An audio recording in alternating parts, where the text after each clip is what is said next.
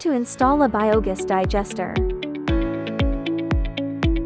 Let's go! Arrive at the scene.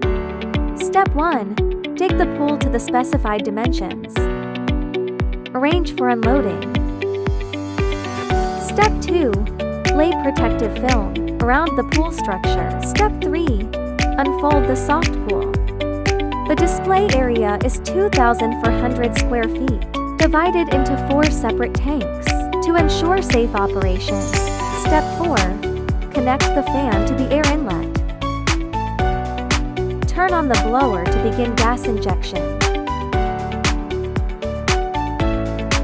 All 4 tanks have been pressurized. Check out the results. Step 5. Connect the wet or dry separator. Pour engine oil into the main unit. Perform final debugging. Testing normal. Slurry has undergone dry wet separation. The separated liquid manure enters the tank for fermentation. If you also have biogas fermentation needs, contact me right away.